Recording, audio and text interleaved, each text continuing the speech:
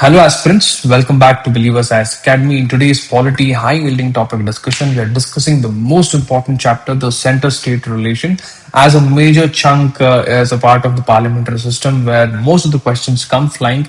And this is one of the important areas, important section of the parliament, which is, or let's say, which will be in news most often, even in the current affairs, especially now after the budget has been put forth. It is very important that you know how the relationship between the center and the state functions, and this chapter is totally dependent on that and totally talking, or it talks about the relations between both the state and also the center. So you obviously know the drill. We first discuss all the 10 questions. We read out the questions, give you some time to understand, and then we will start discussing the answers. So let's begin. Which organ of the state has undivided authority in India's federal scheme? Under what three broadheads are center-state relations studied?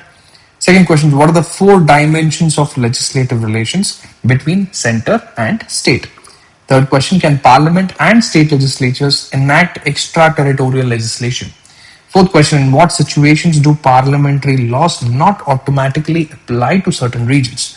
Fifth question, how many subjects are presently in the union, state and the concurrent lists? And what was the original distribution? And which subjects are shifted by the 42nd Amendment to the Constitution in the year 1976? Next is, does residuary legislative power include power to impose residuary taxes as well? Seventh question, does a central law always prevail over state law during inconsistencies and especially in the concurrent list? Eighth question, under what circumstances can Parliament legislate on stateless subjects? The five situations. Can a single state request Parliament to legislate on a stateless matter? Can such law be amended later? And 10th one, last one, does a law made by Parliament for a state during President's rule cease automatically after normalcy is restored?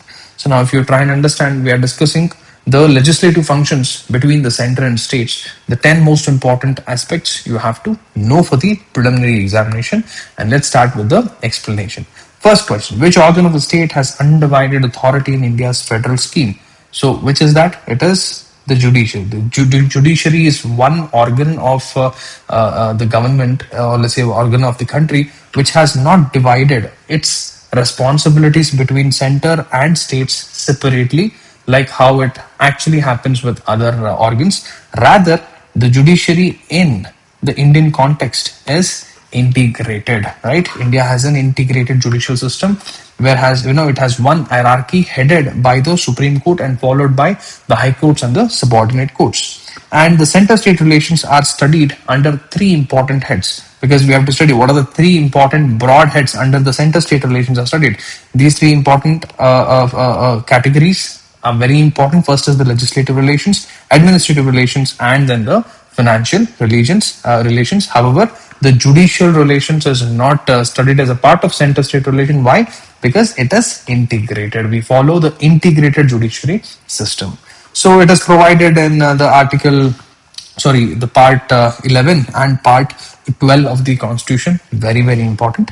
So next question, what are the four dimensions of legislative relations between the center and state relations? So there are four important aspects, very important. First is with respect to the territorial extent of legislation that the parliament has and also the state has, and distribution of legislative subjects. We talk about three different subjects: the union list, state list, concurrent list, right? And parliament's power to legislate on state lists, because we know that state lists are those subjects on which only the states can make laws. But still, however, there are five important exceptional cases when parliament is empowered. Parliament can also make laws on state lists. Which are those? Next is center's control over state legislation. So these are the four aspects under which the legislative relations between the center and state can be studied.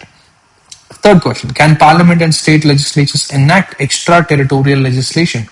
So the answer is yes, the parliament can make laws with respect to extraterritorial operations. The article is Article 245. This applies to even those properties which have a nexus with India, which is also outside the territory of India. However, the state legislatures cannot make extraterritorial laws except when there is a sufficient territorial nexus with respect to that particular state.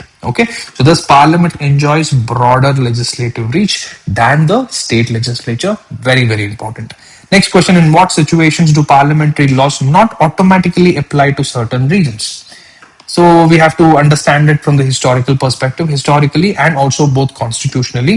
So historically, we have to, if we have to speak special provisions for scheduled areas and tribal areas as a part of fifth and sixth schedules, right? So these are the situations where parliamentary laws are not automatically applied on these regions, right? So one is the scheduled areas and scheduled tribes, right? And the autonomous district councils, right, in the northeastern states, and then special constitutional provisions under Article 16 earlier, which is Part 21, and the Article 370, which was earlier but now which has been altered. So all of those nook and corners not really important. Just you have to understand that special constitutional provisions under Part 21, and some of the important autonomous district councils, especially in the northeastern states, and the special provisions related, or let's say the areas related under the scheduled areas and scheduled tribes under the fifth and sixth schedule is very important to keep in mind. So this application can vary based on constitutional provisions. Fifth question: how many subjects are presently in the union list, state list, and concurrent list? What was the original distribution, and which subjects were shifted by the 42nd Constitutional Amendment Act? This is also very important, good to know. Of course, the union list, the presently it has about 100 subjects. Earlier there were about 97 subjects, and we are talking about 1950. And the state list currently has about 61 subjects, and earlier it had about 66 subjects. And concurrent list, however, right now we have 52 subjects, and earlier, prior to this, there were about 47 subjects, and 5 subjects were transferred from the state list to the concurrent list, and this was done through an amendment, 42nd Amendment Act 1976, which transferred these 5 important subjects, very important. First is education, forests, weights and measures, protection of wild animals and birds, and fifth one, administration of justice, except Constitution and organization of Supreme Court and High Courts. So now, briefly, what are these subjects? So basically, whenever I say union lists are those lists or those subjects on which only the center can make laws, or let's say only the parliament can make laws. Next is with respect to state list.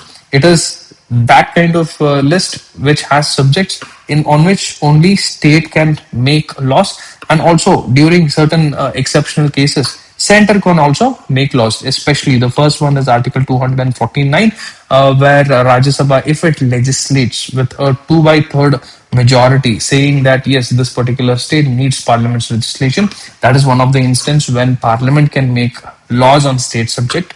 Second is, however, let's say if there is a president rule, and third is if there is any national emergency, and fourth is if 2 or more states come to a consensus, decide, and pass a bill requesting the parliament to make laws. Even then, that is also possible. So these are the 5 different exceptional circumstances which you have to know. Of course, we will study about it in the later part. And concurrent lists are those lists in which the subjects, both the center and state, can also make laws. Both of them can make laws. However, if there is a inconsistency in the law that is made by the state, right, or let's say by the center, and if there is some problem, however, what laws which are made by the center prevails. Okay, so center has an upper hand on legislating, especially with the concurrent list, or making laws with respect to those subjects under the concurrent list, right? So these 5 subjects are very important. Now, next question: does residuary legislative power include power to impose residuary taxes as well? The answer is yes. Under Article 248, entry 97 of Union List, very important. You have to keep in mind, right? Residuary legislative powers is vested upon the parliament and not the state legislature, and this also includes residuary taxation powers as well. So now, what are residuary taxation powers? If any of the taxing element or taxation which supposed to be a part of union list or state list, or let's say part of concurrent usually there won't be anything much related to taxation. But let's say anything related to union list, you have the income tax, right? The entries related to income tax, or let's say when it comes to the state list with respect to land revenue, stamp duty, if there has to be any changes, both of that will come in either the union list or the state list. So with respect to income tax, if a legislation, if a law has to be made, Parliament will make it. And with respect to stamp duty, land revenue and all of that, state will make. Now there will be certain items, or let's say if a new taxation system or new taxing element has been added to the Indian economy, which is not in any of the three lists. It's neither a part of union list, nor the state list, nor the concurrent list. That is when it is put under the residuary bill, residuary list. And this residuary bill, or let's say residuary subject, is what is under the Parliament's power to make a law with respect to any particular taxation, right? So this is what is the residuary legislative powers, which are not there in any of the three lists. It comes in the residuary list, and the power to make laws lies in the Parliament, especially with respect to the taxation, right? However, in USA's case, it's totally different, because in India, it is only Parliament which can make laws. But in the USA's list, even the states also hold residuary powers. Seventh one, does the central law always prevail over state law in the concurrent list? Well, generally, Article 254 says that central law prevails over inconsistent state law. We already discussed. However, there are exceptions if state law has received presidential assent. So generally what happens when there is an inconsistency, or when there is a conflict between the central law and the state law, central law prevails. But there are few exceptions also, that if that particular state law has already received the presidential assent, the president has signed for that particular bill, or let's say particular law, president has already given his nod, then it prevails over the central law. That is one of the important exceptions. However, Parliament can later override it. Parliament can, however, legislate another bill, bring up a new law, and then it can once again alter it. That is with respect to the exception. So, eighth question, under what circumstances can Parliament legislate on state list subjects? So, 5 situations we have already discussed. First is Article 249, very important, when Rajya Sabha passes a resolution, especially with respect to or keeping in mind the national interest, and this is with the 2/3 majority. And especially another instance is when during the national emergency, Article 250, that's also when Parliament takes over the state governments, and let's say the state legislature, and Parliament makes laws or enacts laws for the state governments. Next is when 2 or more states request, so this is also very important, Article 252, and to implement any international treaties or agreements. That is also very important. Obviously, the center only should do all that. And fifth one, last one, is the President's rule. During President's rule, Article 356, even that is when the Parliament makes laws on the state subject. So all these article numbers are very important. Article 249, Article 250, Article 252, 253, and 356. So these provisions create flexibility within the federalism. Ninth one, can a single state request Parliament to legislate on stateless manner? Can such a law be amended later?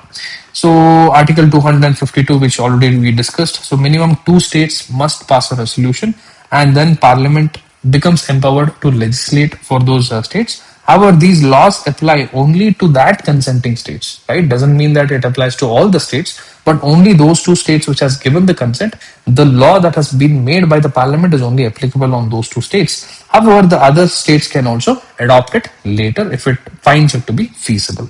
And only Parliament can amend or repeal such law. That is also very important, that after the law is put in place in that particular state, only now the Parliament is empowered to amend or repeal such law, and states cannot unilaterally repeal it, pretty much, which is actually possible during President rule, which is the next question we'll discuss. So does a law made by Parliament for a state during President rule cease after normalcy is restored? Very important. The answer is no. The laws made under Article 356 continue even after President rule. As we discussed, the center becomes super powerful. The state legislature becomes, dormant, and Parliament will be enacting, or let's say legislating on the state legislature's behalf for this particular state. And any law made under Article 356 continue to exist even after the President rule is ended. And most importantly, the state legislature can later amend or repeal such law. So automatically, once the President rule ends, automatically those rules or laws that have been made by the parliament does not cease to operate, but rather the state legislature has to, or it can later, or just keep it that way, that is also fine. However, automatically it does not cease to exist the moment the presidential rule is removed. So anyway, this is all for these put them in this particular video. 10 important very questions from 10 different topics. So we will probably have two more videos for to finish the center state relations. So we'll meet once again with another video. Until then, signing off. This is Madan Gopal. Have a beautiful day.